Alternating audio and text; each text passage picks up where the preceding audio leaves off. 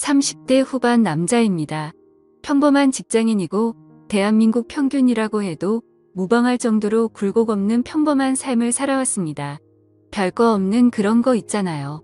대학교 적당히 괜찮은 곳으로 가고 너무 늦지 않게 군대도 다녀오고 그 뒤에 평범한 회사 취직하고 그렇게 살았지요. 취직해서 돈 얼마 모으고 그 돈으로 대출받아 집 사고 결혼하고 가정을 꾸리고 정말 제 인생에서 특별했던 경험이라고는 하나도 내세울 만한 게 없었습니다. 제 와이프도 조금 화려한 과거가 있는 척을 하지만 제가 볼 때는 저만큼 평범하면 평범했지 말처럼 화려한 삶을 살지는 않았던 것 같습니다. 자기랑 연애를 했던 남자만 세봐도 손가락 10개로 모자라서 발가락까지 써야 한다 어쩐다나 자랑처럼 말하는데 그럴 사람이었으면 저같이 심심한 사람하고 결혼을 했으려나 싶더군요. 그래도 본인이 화려한 과거를 가졌다니 그냥 믿어주고는 있습니다. 그래도 20대 후반쯤에는 설레이는 일도 많았고 새로운 경험을 원하긴 했지만 상황이 많이 따라주지는 못했네요. 그나마 20대 후반에서 30대 초반으로 넘어갈 때쯤 아내를 만나게 돼서 더 젊을 적에 원하던 경험들은 아니지만 나름 행복한 만남을 가졌습니다.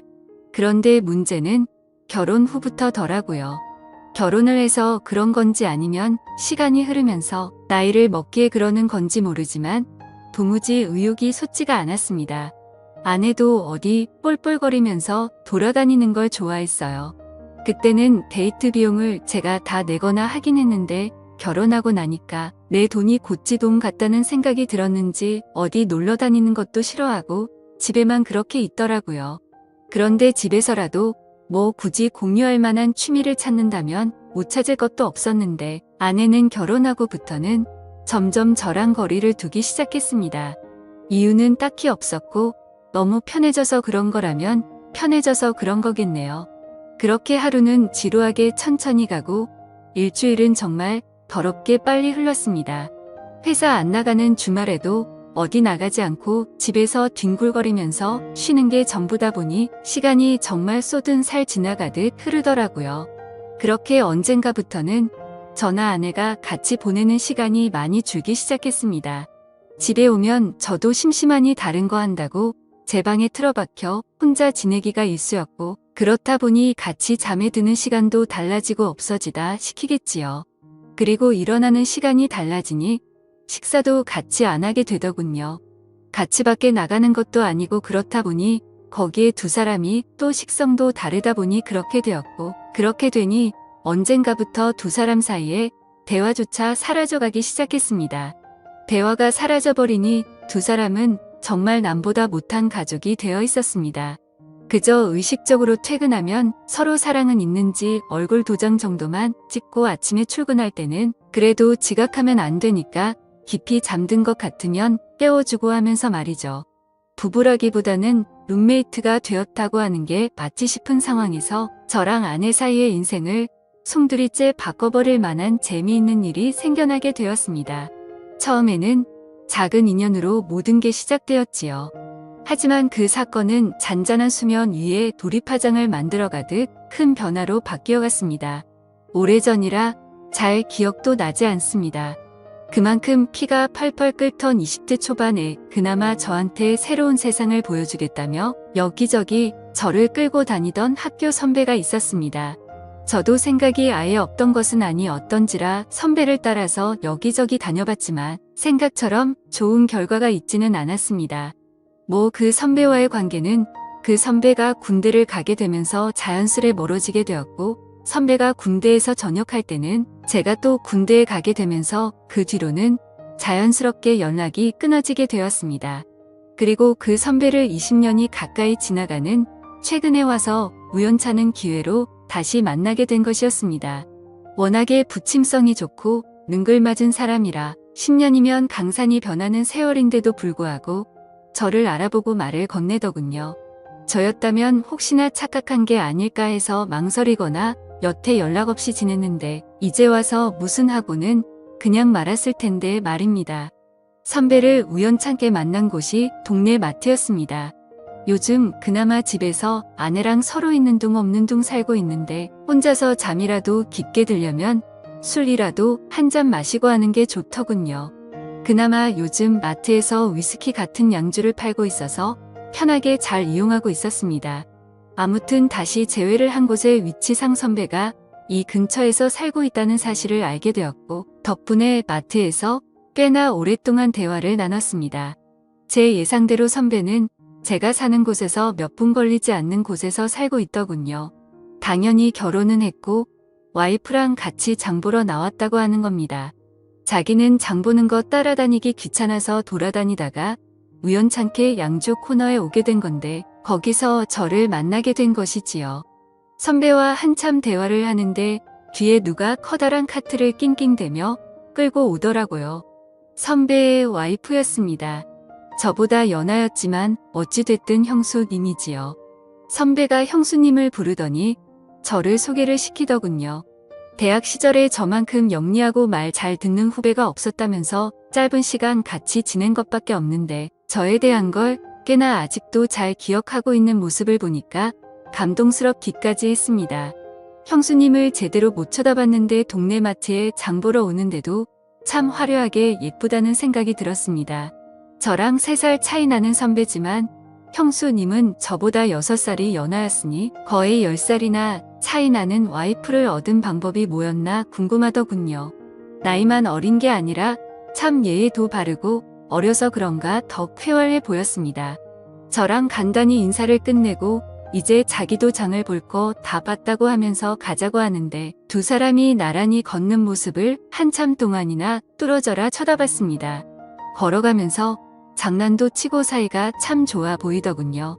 사이 좋은 두 부부가 멀어지는 모습을 보니 여러 가지 생각이 들었습니다. 저도 저랬던 적이 있었던가 싶기도 하고 선배 말로는 결혼한 기간이 저랑 판이하게 차이가 나는 것 같지 않은데 어찌 저 두 사람은 저렇게 좋은 사이를 유지할 수 있는가 싶기도 하고 말이죠. 그리고 다시 선배로부터 연락을 받게 된 것은 얼마 지나지 않아서의 일입니다. 당연히 선배가 먼저 연락을 해왔네요. 선배는 제가 먼저 연락을 할 줄 알았는데 기다리다가 숨 넘어가겠어서 연장자인데도 자기가 먼저 했다며 예전 저를 대하듯이 장난 섞인 말로 저를 나무라더군요. 집도 가깝다 보니 멀리까지 가서 만날 필요도 없었습니다. 선배가 자주 가는 바가 있다고 해서 거기서 만나게 되었지요. 양주 한 병 시켜놓고 둘이서 이야기를 나눴습니다. 그러다 제가 술이 많이 들어가서 그랬나 선배한테 비법 좀 알려달라고 했어요. 선배는 무슨 소리를 하는 건가 하는 표정으로 무슨 비법이 필요하느냐 하더군요. 그래서 현재 저랑 제 와이프가 처한 상황에 대해서 이야기를 했습니다. 선배는 제 이야기를 한참 듣더니 이유가 뭔지 알겠다는 듯한 말투로 오래돼서 그렇구만 하면서 당연한 거니 크게 걱정할 필요 없다고 하더군요. 부부라면 특히나 우리처럼 아이가 없는 부부라면 당연히 겪게 되는 상황이라고 하면서요. 애 없다고 언제까지 애인처럼 지낼 수 있었겠냐고 하면서 새로운 자극이나 경험이 있으면 자연스레 사라질 일이라고 하더군요. 처음엔 그게 무슨 소리인가 했습니다. 그때까지만 해도 선배가 무슨 이야기를 하는 건지 몰랐어요. 일단 선배는 자세한 이야기는 나중에 가면 자동적으로 알게 될 테니 크게 신경 쓰지 말고 일단 부부 동반으로 만날 자리나 한번 만들어 보라 하더군요. 얼마 지나지 않아서 선배와 함께 자리를 만들었는데 세상이 참 좁다는 게 무슨 말인지 와닿는 사건이 있었습니다. 제 선배가 아내가 말했던 자기의 화려한 과거와 연관이 되어 있을 줄은 몰랐습니다. 알고 보니 선배가 제 아내와 과거의 연인 사이였다는 사실을 알게 되었네요. 선배도 몰랐던 일이고 아내도 제가 선배와 같은 학교 출신인 건 알았지만 너무 다른 두 사람이다 보니 직접적으로 연관이 되어 있을 거라고는 상상조차 하지 못했답니다. 부부 동반 모임이었는데 사실 저는 선배와 같이 놀고 여자들은 여자들끼리 즐거운 자리를 원했는데 자리는 그렇게 돌아가지 않았습니다. 오히려 선배와 제 와이프가 오랜만에 둘이서 옛날에 연애한 이야기를 하면서 의기투합을 하더군요. 덕분에 저랑 나이 어린 형수님은 꺼다 놓은 보릿자루 마냥 자리에 있는 사람인 듯 없는 사람인 듯 그냥 술잔만 비우고 조용히 있었더랬죠. 그나마 술이 좀 들어가기 시작하니 형수님이 저한테 먼저 이런저런 이야기를 건네주기 시작했습니다. 처음에는 뭐 자기 남편이랑 어떻게 알게 되었냐부터 모임 나오기 전에 오빠한테 이야기를 어느 정도 듣고 나왔다 하면서 평범한 이야기만 주고받았습니다. 둘이서 이야기를 나누고 있었지만 솔직히 조금 불편하기는 했습니다. 좋은 선배이긴 하지만 아내의 옛 연인이었다는 사실을 알고 나니 그동안 연락 안 하고 지낸 것도 있고 영 껄끄럽더라고요. 아내는 처음에는 뭔 부부 동반 모임이냐며 그렇게 질색을 하고 분위기 봐서 중간에 일찍 나오겠다 하더니 벌써 술을 몇 잔이나 마신 건지 싶더군요.